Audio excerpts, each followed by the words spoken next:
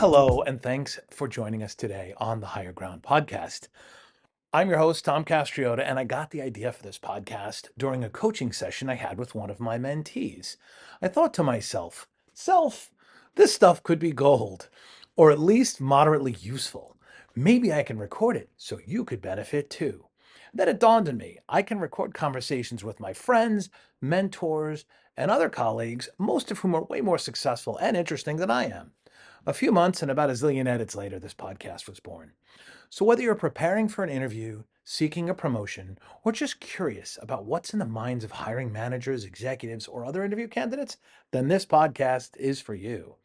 Join us as we explore real career journeys, one story at a time. And if you actually do like the show, well, you know what those buttons do down at the bottom. Thanks again for watching. Oh, and from the lawyers, views expressed on the Higher Ground podcast are the personal opinions of our guests and me, your host, and do not necessarily represent the views of their employers, past or present.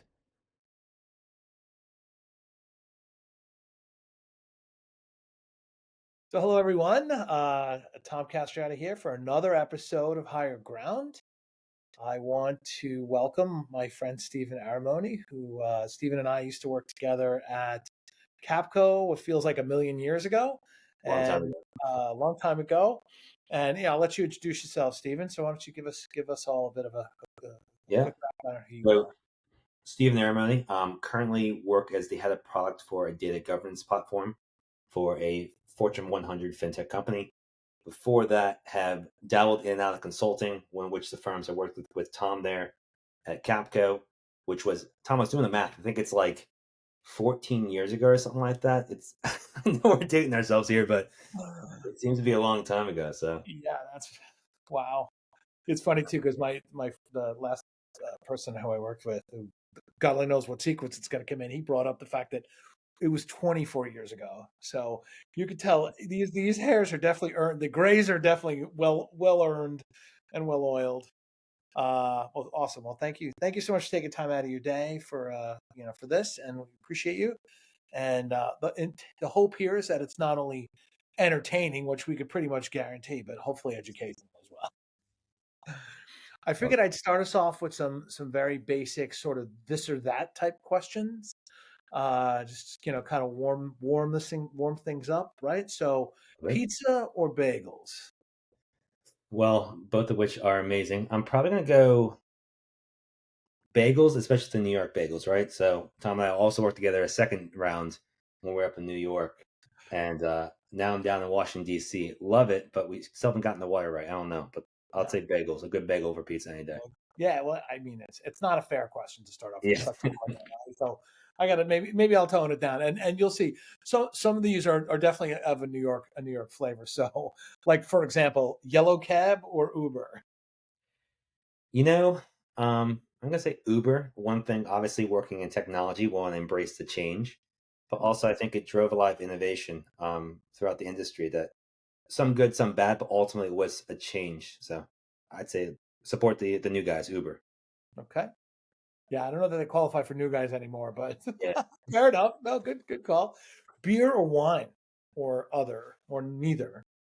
Well, I mean, the beard is telling. I'm probably a beer guy. I do like the craft beer as well, and yeah, I have the man bun as well. So yeah, I think I have to drink some Keeping the craft beer. cliche alive. Yeah, that the hatchet or the axe really brings the ensemble together. So Excellent. Okay. Let's see. Stay at home for dinner or takeout? really depends. Big grill master as well. So I love a good grilling a good steak, grilling some good meats.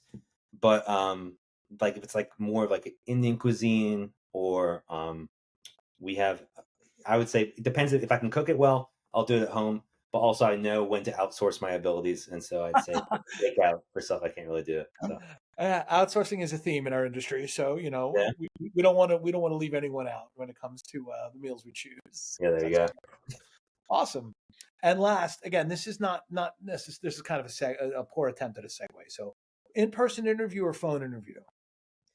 You know, I think you have to do it in person. It's obviously my perspective has changed as we've done things like this or since COVID's hit. But I feel like, especially for the first couple interactions, in person really has a different effect. You can see how you guys meld together, and you'll see it in some of my responses. Probably a lot of it is about getting to know one another. An interview should be bi-directional, right? You're missing part of the sense. You're missing the presence. You're missing things from people. That's not to say that you can't. You have everything has to be in person, but I think for the first couple of interactions, in person tells you a lot for both parties involved. Mm. Yeah, and I agree. I think if the opportunity presents itself, I prefer in person as well.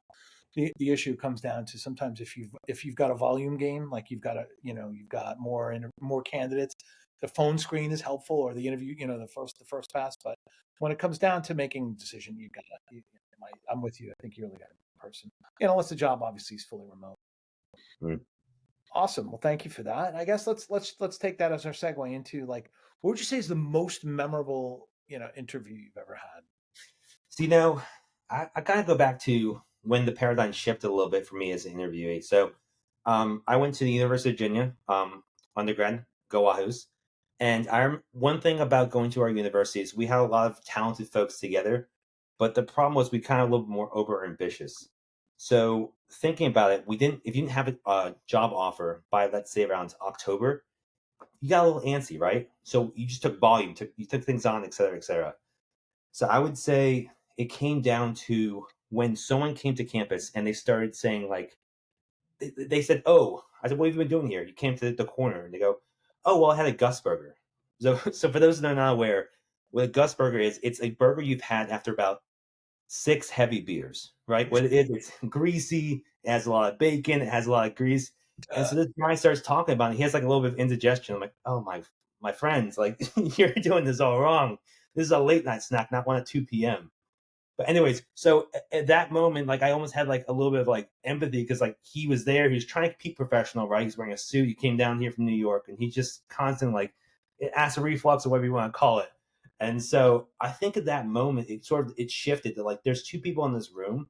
I think one of the things that people may, especially if you're starting off, interviews again are a two-way conversation. So you want to get from them just as they want to get to you.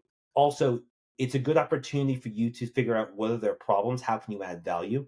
And I think seeing them in that vulnerable state, I don't know if I would have like taken the opportunity to really view as a conversation, opposed to mm, just another step to sort of getting you that offer and checking that box. Interesting. And how did the Gus Burger play into that? Like, he obviously opened up a bit, but was it like, you found yourself like, uh, Well, how about this? So like it was he came in, he was like, "Oh, I was enjoying your cuisine and this and this," because he'd just come from lunch. It was like a 2 p.m. interview. He had a break and he went there and he started talking about it. And I knew it was going to be like, okay, that's a really heavy meal for 2 p.m. And he wasn't exactly, he was just like, "Oh, someone told me to do it, so I did it." I, oh I no. think it was once he started chatting, you could see he was physically uncomfortable. And so he's like, "Oh," and he's like trying to keep the presence there, and so he kind of gave me like, "Are you good, dude?" Like, and so like it changed the power dynamic in such a way that like it was something as small as that, but opened the door of like once we like sort of laughed about that, it allowed at least for me to be a little more comfortable in talking to him and figuring out what was the firm about, how could I actually add value, and um, will we really be a cultural fit for each other? Because you're both going to spend a large portion of your life together, like in terms of like the role. It shouldn't be one directional. I think that's the biggest thing I'd probably take away from some of these questions. Yeah, that's great. Yeah, no, I know. I've mentioned this on multiple occasions. I know we used to talk about it at Capco quite a bit, Mm. which was could the candidate pass the airport test? Yep. Right. If you were trapped in an airport for fill in the blank number of hours on a layover, like, unexpectedly, would you know, how would you feel about them? And I guess, sharing or oversharing can certainly build a bond. So Yeah. nice, awesome. And so like, in your hiring experience, what would you say is the most creative way you've ever had a candidate try to really, try to stand out from the crowd? Because I think everyone walks in, they want to be different, they want to, do something different. And what's one of the more creative ones you've seen? So I'm gonna go more basic, and because I think everyone always tries to outshine this, I'm gonna go back to basics. And this is maybe old school. Dad was military, so show up on time, right? Yeah. Wear a suit, and I know that's something that's especially we work in like the fintech world, so that's a little bit less important. But at Mhm. least for that first interaction, show the respect for what the opportunity it is. I'm not saying you have to wear a tuxedo or a tie or anything like that, but just show up with a presence. Tuxedo, though, I have to say, like, I've never had one of those. If somebody showed up, and especially with like a monocle, that would be all right. We got to talk. You have a you have a huge spotlight at this point. You better be like the next Got to like. deliver, man. You got it. You got that's it. You know. But I would say again. So one thing is like just show up on time, right? I can't emphasize that enough. Like dress appropriately, just for the job you want, not the job you have. That's again age-old advice. Maybe we're a little bit older here, so we're kind of like jaded a little bit. But Slightly. third is like doing your research, right? And so like I think some of the candidates, like I had a candidate come in who was okay, but they knew more about our product stream. They knew about what our CEO was doing. And it probably realistically was 20 minutes of work of them scouring social media or various things. It's a very low ROI type thing where they show up. I know they're serious, right? Yeah. Because especially in this virtual world we have, you can apply to a million jobs. And a lot of you can use ChatGPT, you can use all these things. And I'm not saying you can't use those to prep, but if you can show up and know the basics about our industry or even like some more about that, I think that makes more willing to like, okay, let's hear this person out. Because ultimately that's your base credentials to sort of understand what the role is and what your skills are. Then having that little extra of like the effort, it says, okay, if I have this person on my team, I know that they're going to go the extra mile and do the basic stuff to impress not only myself, but also your bosses, right? Because Absolutely. that's what do you think, Tom? Yeah, no, I can't agree more. I think the unprepared candidate is it like you said, it's so easy to do, right? Right, And it's not like you need to go read like I would say it's probably a good idea to read the financial reports if you're serious right. about the company. Especially public companies, there's so much information available. But to walk in unprepared is not, yeah, that's not a what's the word I want to use? Great look. It's a bad start. Yeah, Yeah. exactly. Yeah, I got stuck. The needle got stuck there. Sorry. Interesting. Okay, so um, this is a personal favorite of mine, right? What is the most memorable excuse you've ever heard for someone for being late or missing an interview? And I will say this before you, like my old manager, my buddy Jim, we worked together for many years. Mhm. His credo was if you're not 15 minutes early, you're late. Me, on the other hand, if I was on time, it was a miracle. So that's just a little insight into Tom, but I'm For one time, though, I feel like you can do it, right?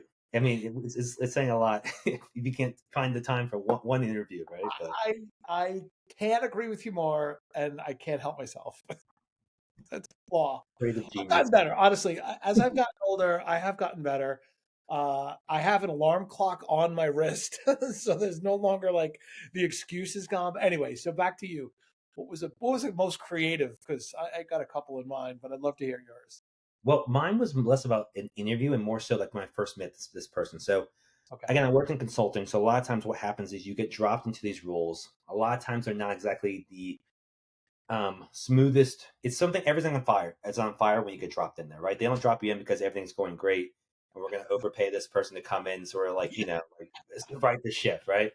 So this one guy, I was came in with his team. It was a data governance organization, similar to what I'm doing now. But this person was a young kid, right? And he was I was managing a manager of his, right?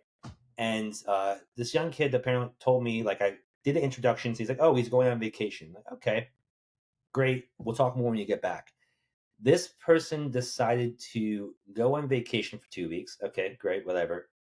Didn't come back for 2 more weeks after they said they were going to come back. And like to the point where like all of a sudden they just didn't show up for 2 weeks and they go, "Oh, I'm sorry, I thought I communicated this." So again, I'm not ripping on the youngins, but I think again, basic thing is maybe meet your commitments. So he just said, "Oh, I thought I told you guys there's gonna be 4 weeks. There's only 2 weeks," and then he just didn't come back for 2 weeks. And then we're like, "Okay." And then there's some. This guy was a peach. I'll say this, Say and that. like it Yeah. was one of those open floor plan places where again I'm telling you guys like the bare minimum of like here's the floor, like you can dig your way in the basement at some point, but this is the floor. Stay awake at work, especially if you're in person. So Sorry. this one guy as well. Hold on. Did you Yeah. say stay awake at work? Yes. Yeah. Tom. That's exactly true. Okay, that's what you mean by the floor. Okay, got you. Yeah. So Yeah. at a bare It was minimum, retain consciousness. pretty low bar. I mean, like I'm not saying like I'm just saying like there's levels of like how bad, but this is like so we were in this open floor plan in which like everyone walk around financial services, and we were like when you first walk into this like 100-person room, we were the first row there. And again, this person like this is when we're still trying to figure out what to do with them. They kept falling asleep, and they're the first desk there, right? And so like the COO would be walking around, and they would see him like, oh, looks like this team's doing well, and I'd be like, and so go up to the desk, like throw papers on the desk, like just like, what are you doing, bud? Like you can't you can't be sleeping at work. But yeah, I would say again, that's comical, but like but Tom, I did have to have the conversation, like, okay, let's talk about what we need to do to prep for work. Um have a good night's sleep, eat a breakfast, eat your Wheaties. Like again, it's you'd be surprised how what people do. I'm not saying that anyone that listens to this would ever do that, but it's been some craziness sometimes. So So is it? So this is the same 4 week person. So, yeah, there was multiple places like that was like a big like okay whatever. Then eventually it was a I wasn't going to intervene, but once they started like literally sleeping at work, and it was kind of like a I'm not going to micromanage, but we got to yeah, do something about this. you were managing their manager. I see. Right, right. And was this a fellow consultant or this was an employee? Like, what was the relationship This there? was I want again I don't want to go too much into some of these details about the who or the what, but this was a he ended up being a contractor through like a new hire program kind of thing. I see. I see. Okay. And so it was easy enough to sort of like swap it out, but again, yeah, it was an experience. Understood. Yeah, Yeah, I think people look. My general rule of thumb on these things is there a medical condition, right? right. Like if there's a reason, if there's something we can obviously work it out. If you need an accommodation, whatnot. But if this sounds like somebody who's just wanted to maybe stay at spring break a little bit longer or whatever, and is not like adjusting to life, Yeah, that's a bit of a different story. But wow, okay, yeah. so Give that's him the that's floor. I'm giving the below the floor. I'm giving you the dirt floor. Like yeah, yeah, yeah. we're There's a sub basement. levels. Yeah. Yeah. Wow. Okay. Interesting. So what would you say is the oddest, strangest place you've ever held an interview? You've ever like interviewed anybody in? So I'll go back to so I've probably been consulted for or worked for 25, 30 plus firms over my career. And a lot of times what happens is, especially when you're being brought in, it's you're again there might be some clandestine area there, right? Coming to replace a competing firm. Sure. You're going because you want to get a strategic assessment or something like that, especially in management consulting. So Yeah. I've done more than my fair share of interviews at coffee shops. I Mhm. think coffee shops are kind of interesting, like the Starbucks, the Paneras, the Dunkins, whatever they might be, Sure. because you are on your game. You've done your mental psyche. You're going in there. You're there with a mission. I'm going to pitch you that you need our help in order to have a strategic assessment of your PMO or whatever it's going to be, right? But the world doesn't stop. So there's still people at these coffee shops like doing their TikToks. They're doing like buying. I remember one time I was pitching someone that you need to get rid of this other firm and sort of come in and use our firm to do that. And there were people in the background doing like vines, which is essentially just being Oh, fine. chaotic. Yeah, Yeah. yeah, yeah. Yeah. Yeah. Yeah. That's 5 seconds, 7 Early TikTok. yeah, The the modern day, yeah, the old school TikTok. But I remember just like being there and just like, okay, don't laugh, but this guy is definitely like running into chairs and like doing it, acting a fool, and like it's behind the interviewer's back, and I'm just going, all right, like this is completely normal, like yeah. Try to keep a straight face. Like, look, I'm not yeah, laughing at you. It's the guy in there standing on his head in the middle of Starbucks. exactly right, and repeating it because they didn't get the first take, the second take, or maybe even the third take, and so it's like a That's yeah, great. it's one of those kind of things. I have to say, like, so you've been doing consulting and you've been doing Yeah. it like full time work. What do you what did you like? What are the pros and cons of both, and what do you like better? So how about this? Like, I guess many people that go into management consulting, you had a good degree or you had some sort of a degree, you knew you wanted to do something of high impact, but you didn't know where to go. Hmm. I always say that consulting is a sampler pack for the overachievers, right? What that means is you get paradropped into this like a whole variety of different places. And I've always found with career, and this is where, again, I'm always kind of a coach opposed first. So a lot of mine be a career advice as well as interview advice. But it's about learning what you don't want to do, right? Learning what you're not good at. You Yeah. know, there's so many ideas that you have in your mind of what you're going to do. Once you do it, you're like, you know what? I don't want to do that. That's a learning opportunity, right? And so, like in Really agree. consulting, it just shortens the window. You might have it in Yeah, normal jobs, you might have it for a year. You can do that for 3 months and be like, I've done this. Here's what I liked about it. Here's what I didn't like about it. Continue to go forward with different projects to eventually get you to the industry that you do want to eventually spend your career in, or others that do consulting spend their entire career there. But yeah, that was yeah, just yeah. my so Yeah, that was my counsel to my son when he was considering his move out of college, and he was able to start at a consultancy, and very quickly realized, there were things he liked about it, but there was a lot that he didn't. And I don't want to put words in his mouth, but he preferred, I think he definitely prefers the full time life now. But right. the example, again, I go back to my kids a lot. A lot of my examples, they love hearing Yeah. this. Now that it's going to be wildly popular, and they're going to hear my stories, not from me. They're going to hear it from elsewhere. But my daughter did a science research project when she was in high school, and it was hard science. Like she was doing like lab experiments with water and testing chemistry and whatnot. And the big takeaway, frankly, she thought it was a failure. She's like, you know what? I've realized through all this, I don't want to do hard science. Like that's not something I want to. The lab work and all the detailed and all the checking your experiments and whatnot. And I said, no, but this was such a good experience because you don't want to do that. This is a path you thought you might be interested in, and you closed it, and that's great. And I think it's like, I love your example because it's like you can literally get the good work experience doing the consulting, put it on your resume. I did this thing, right? But also know in your heart, that's not something I want to keep doing. I can if I need to keep the lights on and feed my family, but I don't necessarily want to. And I found one thing that I was drawn toward and I continue to do even from a former. I've been in consulting now for 7 years or so, right? So it's been a minute. But the one thing it did teach me is change management. It's about being able to synthesize to ingest new information, synthesize it, and form a plan going forward, right? So for those that like a little bit of chaos, that want to have new, challenging opportunities, I would say consulting is a great starting point.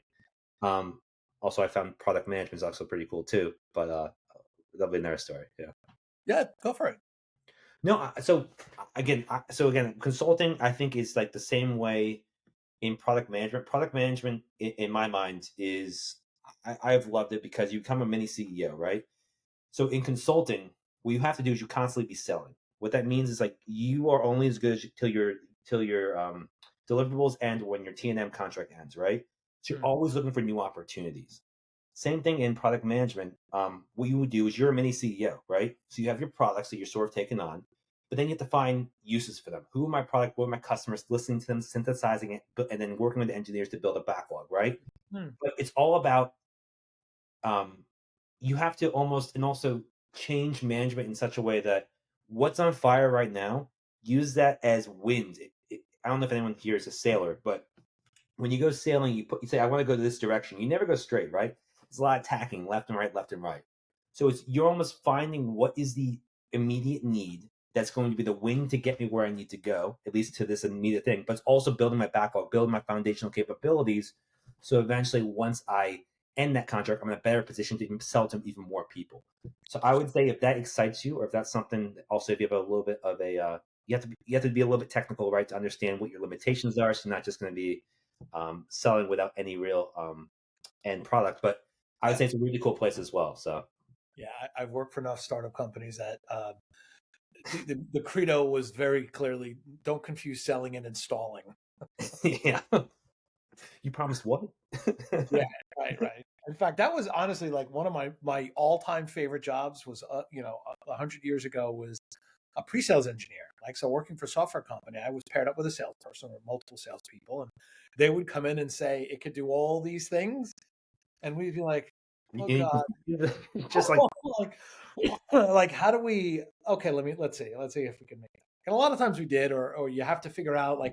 I really like your analogy of drawing the parallel between consulting and product management because you're always thinking about minimum viable product, right? It's like what is the least we can do to demonstrate the capability, and then you can continue to build on that. And next release, next project, things like that. And I never would have connected those two. I appreciate it. That's really insightful. yeah, and I think it's also, I mean, obviously, as you get into corporate America, sometimes you have a little bit longer runway than startups.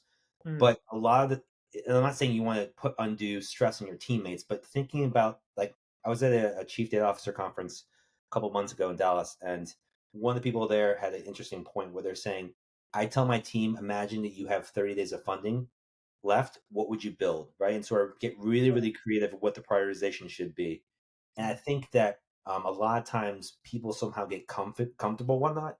But as you are in product management, I'm not saying this is specific for that, but understanding who your customers are is key, right? And understanding what you can deliver, a minimal viable product is another term you'll hear here, and just execute against it. It doesn't have to be 100%, 80% is good enough. Show it off, sell it, continue to work through it, right? So, Yeah, no, the Pareto principle applies, right? It's like, what are we going to have the most bang for the buck with the least effort?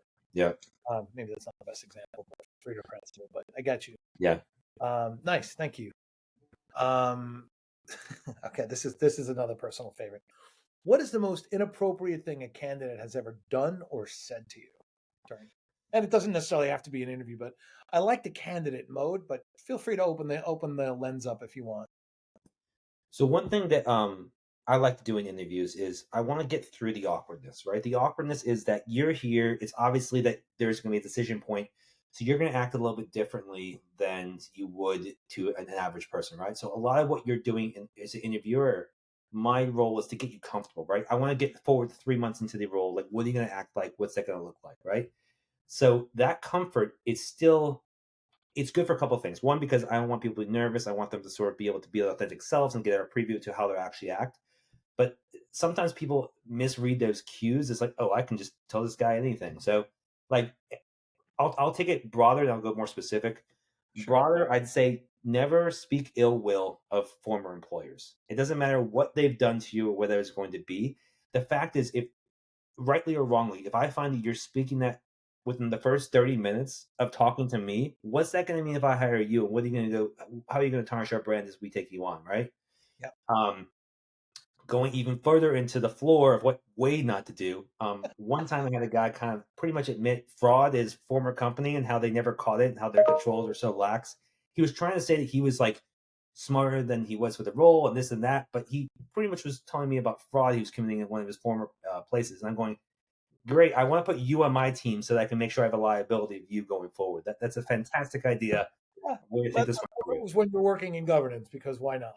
Yeah, right. No, seriously, it was another kind of governance team, but yeah. So that's another thing. But yeah, and the last thing on that point is I always say when you're interviewing, run towards something, not away from something. Right?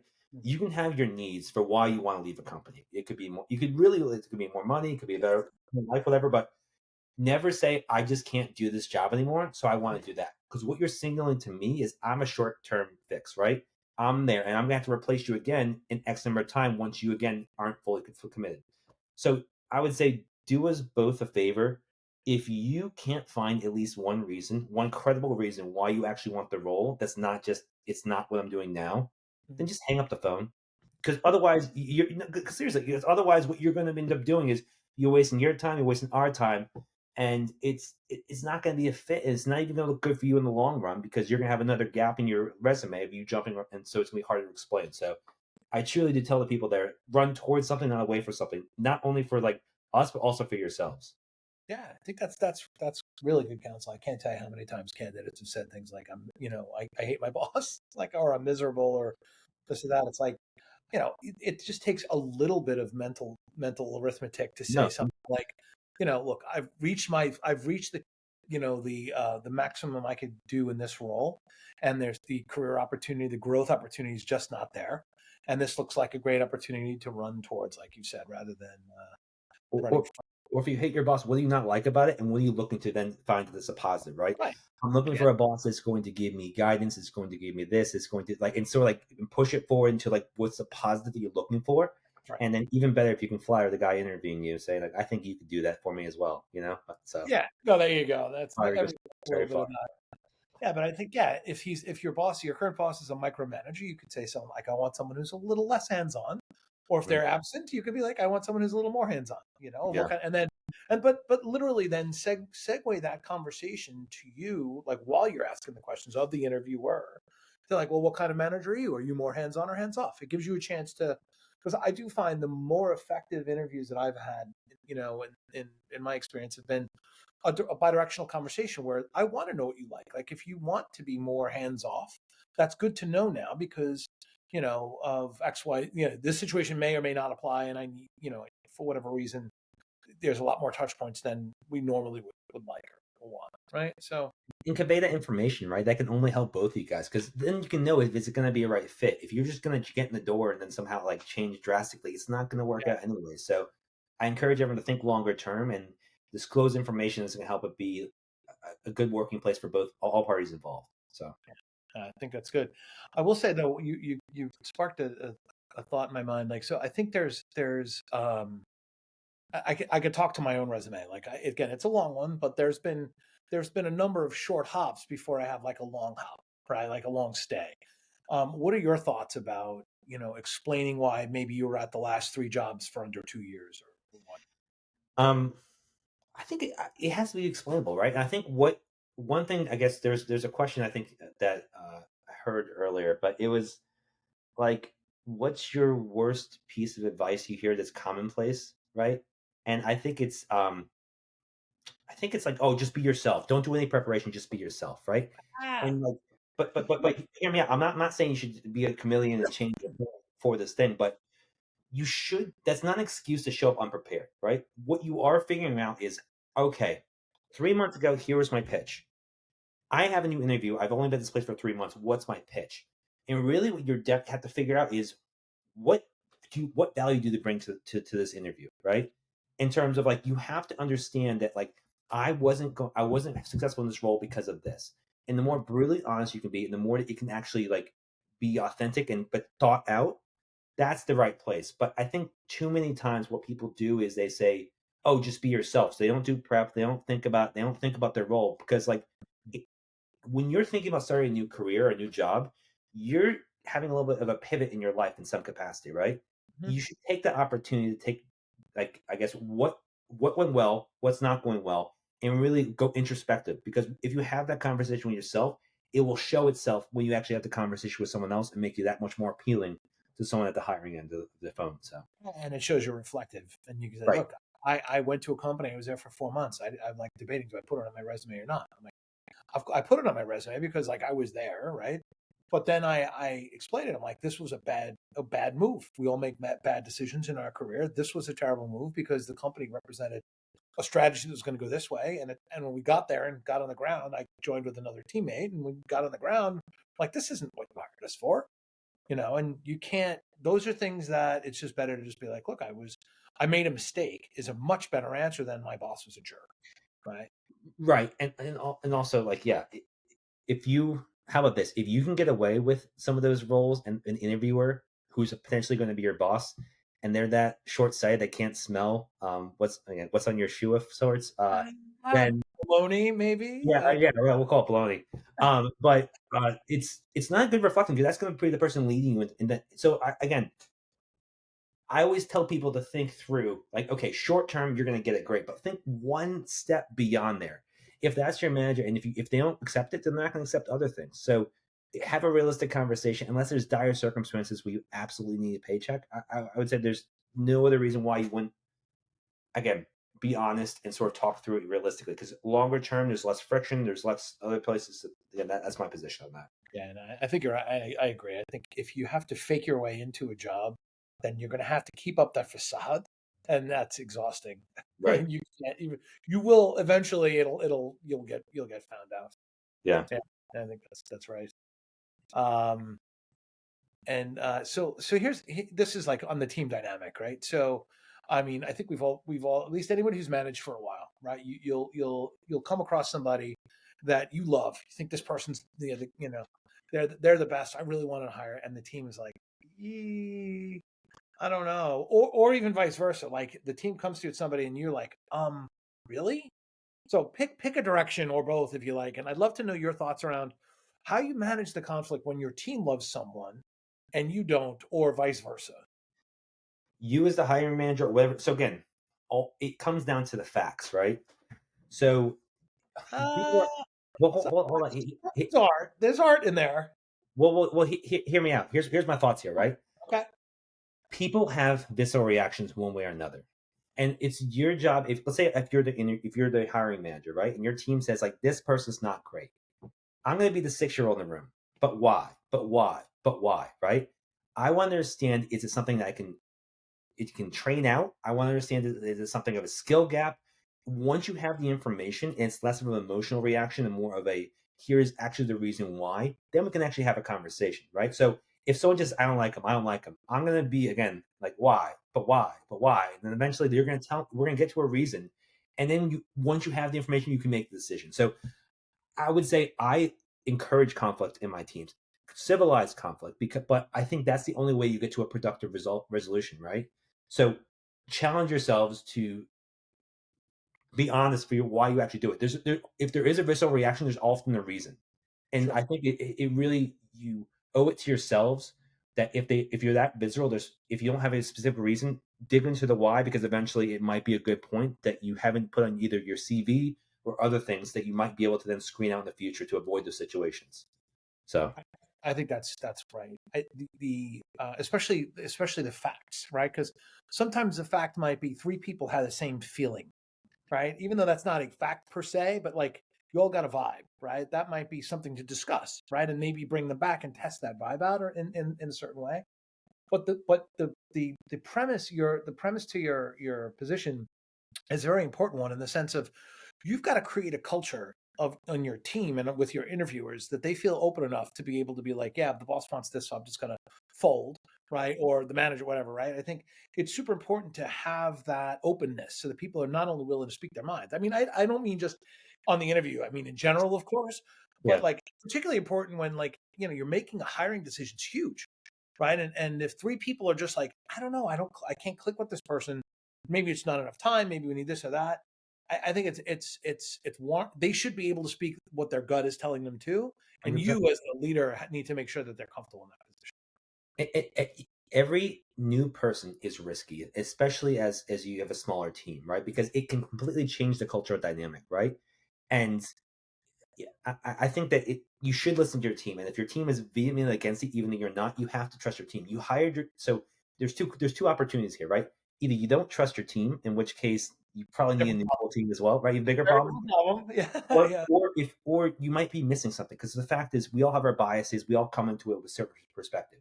If that's you right. have hired your team and you trust your team, and you guys are truly like storming the castle, you have to listen to them, right? So ultimately, I would just say it's not a, I'm just going to dismiss it, and go from there. I'm going to challenge them to have a realistic reason why, so that Yeah, we can make the process more efficient. And they have to have this skill on the CV going forward. Ask the initial recruiter when they have the conversations. Make sure that they have experience in this type of area, right? Ultimately, never waste a good conflict, in the sense of a conflict can be an opportunity to improve your processes going forward. I think that's great. I've never heard anybody say never. Yeah. Don't lose an opportunity. What did you say? Don't waste an opportunity for a good conflict. Never waste a good conflict, because again, Cool. conflict shows some sort of friction between what you've built out in your mental model. It Sure. means that either stress, whatever it is, but Yeah. analyze it, go back to it retroactively, then you can sort of improve your processes going forward. I think I've said this previously. Like tension builds muscle, right? Yeah, Yeah. love it. Good. Let's see. So I don't know about you, but I've had this to happen. But like, what do you do when a candidate gets really emotional or starts crying or just is like out of like they catch you off guard with something like that? So I think I've talked about this before, but it's a way to get to know the candidate. And there's some people would say, if someone gets emotional on a conversation, you're immediately like, okay, we're not going to do that, right? But then think about the team you want to lead. Do you want like a team of just like cold blooded, like just straight up, like they have no emotion, they kind of go through it, they're not going to be passionate in some capacity? Hmm. I would say no, because your role as a leader is to sort of build a well-rounded team that can see around curves. If you all have the same mentality, you're going to miss things. So I don't view that as, when these things happen, and they do happen. So if it happened to you, don't worry, it's not the end of the world. They're not. No one's going to like remember the rest of their lives, kind of thing. But it's Well, we may you. choose to talk about you on a podcast, but that's different. I'm, I know. I'm kidding. I'm going broad. Listen, this has happened probably a dozen or so times as interviews. You have to understand, in my style, what I do is I very much ask questions and ask questions and ask questions. to figure out where is that point where you're going to kind of break and then eventually back off. But when it happens, though, I back off. I start talking. I want to make them feel comfortable. I want to make them feel like they are, again, it's a conversation, right? So apologies when going too far, etc. The question is, can they recover, Mm. right? And I'll give you 5 minutes of like softball questions. I'll ask you about pizza or beer or whatever Tom's genius first starting ones are. But ultimately, though, it's about can you recover? Because and then it tells me information, right? Like, okay, maybe you're not the best on the front line to be interacting with the customer, right? But maybe you are good in a certain situation where you have like a subject matter expert who I Mm. need to break through with his skill set. So ultimately, what an interview is, it's a way of both you guys sort of sniffing around to figure out can we work together? And Yep. you as the leader, you as an interviewer, how can I use this person on my team? And I don't think emotional vulnerability is immediately like not going to do it. Sure. It's not I hard stuff. view it as another aspect of how you can potentially again have see the world from a different lens. Mm. Yeah, I think that's right. First of all, I think that's right. I think the question really is the next question I would ask is essentially like, but in that moment when that person got really vulnerable, what do you do to bring them back? Like you'll offer them words of encouragement or like sort of put them at ease or just shift the topic. What's your strategy there for giving them, like you said, for like sort of backing up? Usually, I try to. If you can usually sense there's not as much suddenness to like things like you can say when someone's getting uncomfortable. You can read the room. There might be sweating. There might be stuttering. Whatever it's going to be. Yeah, It's the sweating that thing is like, Yeah, yeah.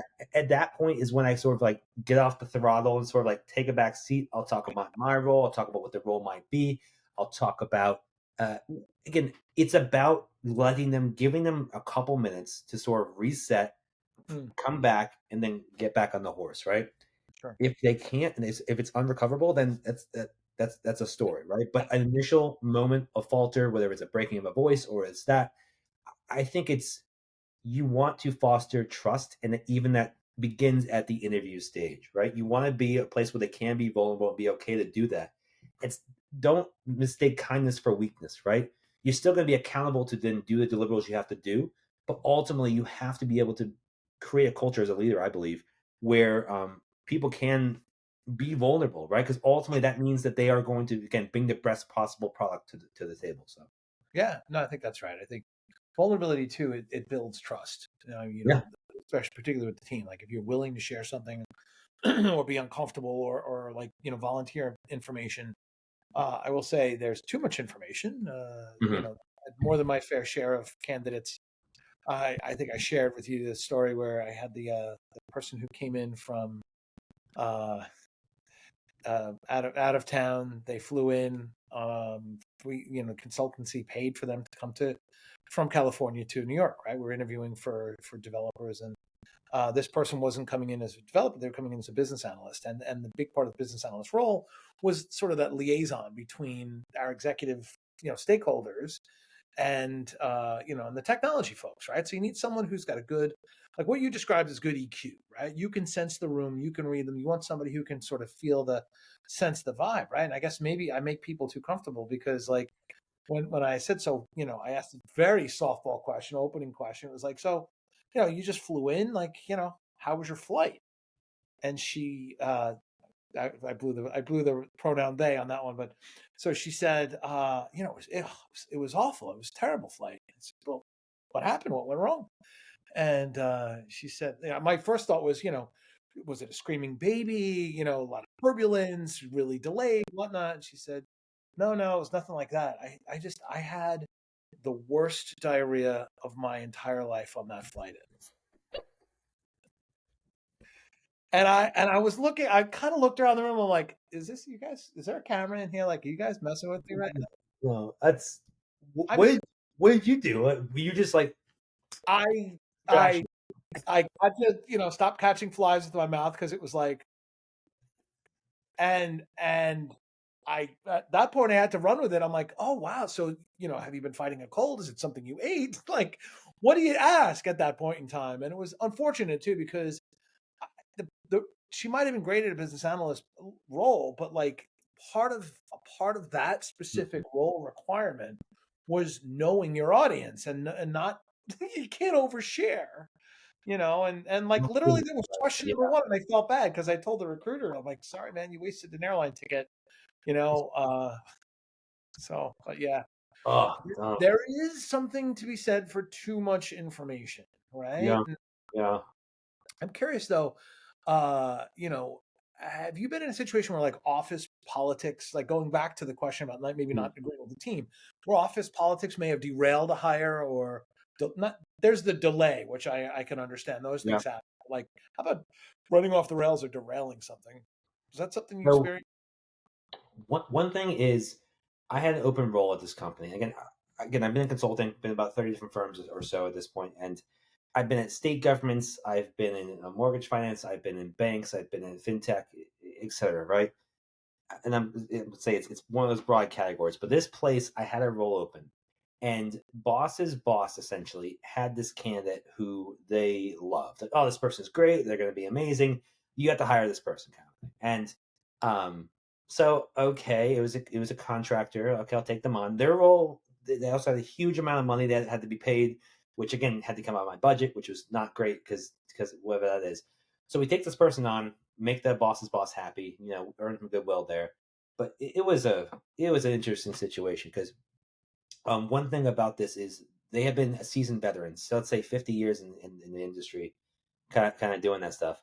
The problem was they very much wanted to do what they wanted to do, and those that know subject matter experts know that like they can be a bit finicky, right?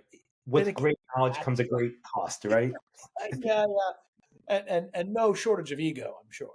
Oh, not at all. But I had to sort of take it, eat it, whatever it is. But some of the more interesting situations that occurred is, I'll say one. So my Scrum Master is running one of these things, and it's like an 8 a.m. call, and so like there's people's half in like still at home, people are still half in the office, etc. I'm in the office, and the project manager's like, "Oh, what's the status of this deliverable?" Right? And they start talking. They start talking. They get off. They get sidetracked, and they talking about their home. They love their home. They've been in this home for 10 years. They can't wait to be in this home for another 10 years, and eventually die in their sleep in this home. And they keep going on this thing, and I'm just going, like, what? What? It's one of those situations where it's like, I love that for you. I love that for you, but the status of the deliverable, and I kind of like let my scrum master like sweat a little bit with it, but eventually he just couldn't get back on track, and so excuse me, yeah, sorry, let's just get back to the agenda. Are we on track for this date? And they go, oh yeah, we are. Okay, great, and then move on. But those situations, people, one thing that people think is when you become like a boss man of some capacity, middle manager, whatever it is, you have autonomy, but realistically it comes from the culture at the top up. If the top wants to do something, you're going to end up having to do it, especially Yeah. unless it's your company, right? So understand that politics are a thing. It's your role as you do these interview processes saying, is it something I can live with? Is it a reality, or is it something I'm going to have to? I'm not going to be happy there. So that ended up being a short term thing. We ended up finally getting two analysts for the amount we were paying for that, and there was no longer talks about where they would like to peacefully pass away in their sleep during I, an 8 a.m. I, scrum. yeah, while an admirable goal, I don't know that's one I would necessarily aim for. Like, don't have a lot of control over that one, but I guess it's an aspirational. Like, one day I'd like to make $1 million. Wait, Yeah, wait, I want to die in my sleep. yeah, What? Like, and having this sort of like consciousness thought while you're also yeah, in yeah, yeah, other exactly. people going, Yeah. really? All right. Okay, great. Thanks. Now over to you, Bob. What is your death wish? Should we pass the body? All right, let's go around the room. Let's make sure everyone's included. What if yeah, we're all about inclusivity here. Well, awesome. Okay, well, on that note, this is a tricky one, and I like this question a lot. So, like, what's the most? I like to frame it as diplomatic way, but what's the like? How do you deal with somebody in a professional manner, diplomatic or otherwise, when they're clearly lying? Like, again, there's the interview bit, but then there's also lying is something that we obviously want to avoid at all costs. But like, what's your take on somebody who's clearly telling a fib? Uh, So I've kind of like a Teddy Roosevelt style, like walk soft but carry a big stick, right? I usually have a jovial, like whatever it is, but I also have a zero bully policy. I view lying as a form of manipulation, which is a bully type thing. Sure. So the best way to do it is to, in my mind, let the facts speak for themselves, right? Take them on a series of questions, right? Eventually they're gonna slip up. A lie can only go so long, and if you can smell it, okay, that's kind of there. Keep asking a couple questions, be a little bit like goofy about it, but keep asking. And eventually, once they don't reconcile, but hold on, I'm sorry, but can you help me make sense of this? This and this don't really add up. Connect. Yeah. Exactly, right. So like, let them come to the conclusion, and don't never call out, right? Because it very well could be that it's not a lie. It's just it is what it is, Yeah, you and you misunderstood like how the framing or the setup or the like it's entirely possible. So one thing I found, and also I think there has to be a zero tolerance of that in like a group setting, right? A lot of why I think moderately successful, whatever you want to talk about with the teams I've run is we have a sense of trust, right? You want folks who are going to want to be with you for multiple years and sort of run through walls with you, you know? Yeah, yeah. And I would say that only works if you're all being genuine with each other and being honest with each other. Once you start lying, you're no longer sticking to the facts. First off, you have to make an example, like, do not do that. And I will never like call you out directly, but I will make it very clear to everyone there that, like, okay, this is not acceptable. And they probably weren't telling the truth, but I'm not going to say one way or another, right?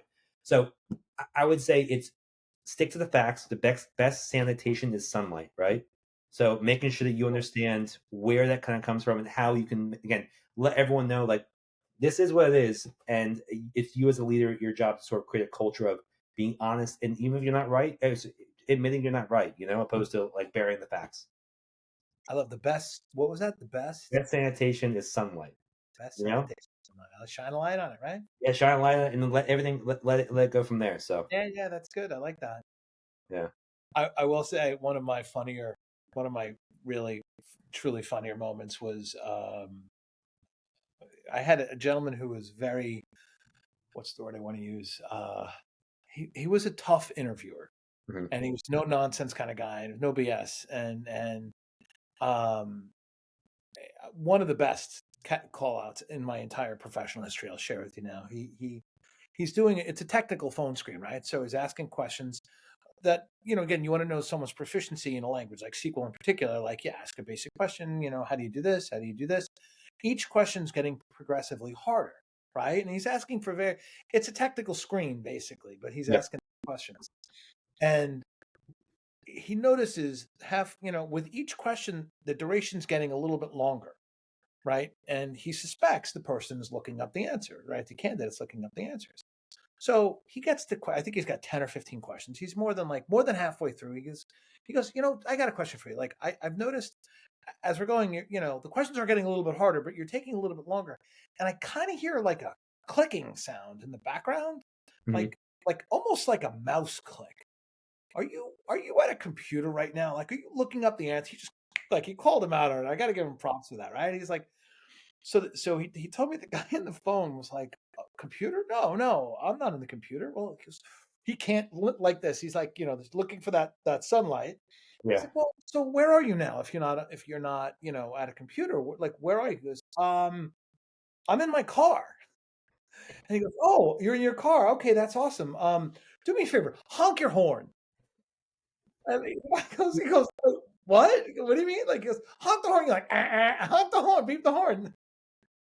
And the guy, all of a sudden, you hear, he says, he replayed this. I wasn't on the call with him. He replays it. He's like, all of a sudden, you hear the phone like jostle, hits the floor, and then disconnects. I was like, Oh my good. Yeah. that was that was That's the best call. That's the best sunlight when it comes to shining a light on it. I could say. yeah. Also, like I love that's crazy. The fact that he's like, okay. One thing better would be if he's like somehow like trying to fake a horn, like honk honk. Right? Could you imagine googling like car horn honking? Yeah. Yeah, I think the click would have definitely given away on that one. So I guess let's just maybe last one or two questions. Like, so I'd love to know how your perspective has changed on hiring and over your career. Like, you've been doing this for a while. How has it evolved? How has it changed over time?